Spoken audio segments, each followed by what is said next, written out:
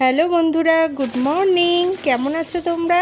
আশা করি তোমরা সবাই খুব ভালো আছো আর তোমাদের ভালোবাসায় আমিও খুব ভালো আছি। আর আজকে একটা নতুন ব্লগ নিয়ে চলে এসেছি আমি তোমাদের জন্য। আমরা গিয়েছিলাম হায়দ্রাবাদে এআইজি হসপিটালে। তো পরের দিন সকালবেলা ট্রেন ছিল, আমাদের এখান থেকে খুব ভোরে বেরোতে হবে, রান্না করার সময় থাকবে না। তাই কিন্তু আগের দিন বিকেলবেলায় আমি করে রেখেছিলাম বেশ কিছু রান্না, যেগুলো আমরা পরের দিন ট্রেনে গিয়ে খেয়েছিলাম। তো কি কি রান্না করেছি তোমাদের সব কিছুই তোমাদের সাথে বলছি। তো চলো দেখতে থাকো আমার ভিডিওটা, আর কেমন লাগলো অবশ্যই আমাকে কিন্তু জানিও। আর এরই মধ্যে দেখো আমার মেয়ে চলে এসেছে, ও আমাকে একটু ভিডিও করে দিচ্ছে। আর প্রচণ্ড গরম ছিল, আমি তো ঘেমে নিয়ে একসার হয়ে গেছিলাম।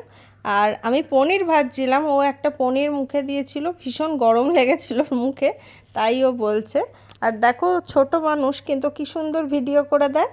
ও এরপরে আমার একটু ভিডিও করে দিয়েছিল, দেখে বলো কেমন লাগলো ওর ভিডিও। তো দেখো মার রান্না হয়ে গেছে। এটা হচ্ছে আলু পোস্ত, পটল ভাজা আর আলু ভাজা, এটা একটা পনিরের তরকারি, এটা ডাল, এটা ভাত।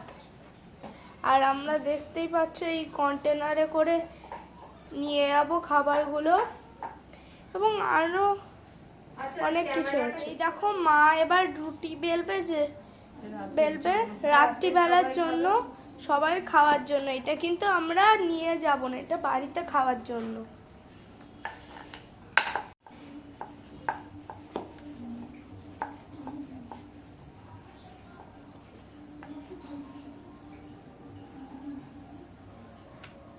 আমার মমতার মতো করে দেখাও রুটিগুলো।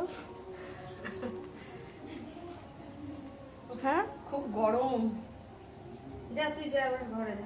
করছি মা, দেখি আজকের ভিডিওটা এই পর্যন্তই। কেমন লাগলো তোমরা অবশ্যই জানিও। আবার তোমাদের সাথে দেখা হবে নেক্সট ভিডিওতে। তো ততক্ষণের জন্য টাটা।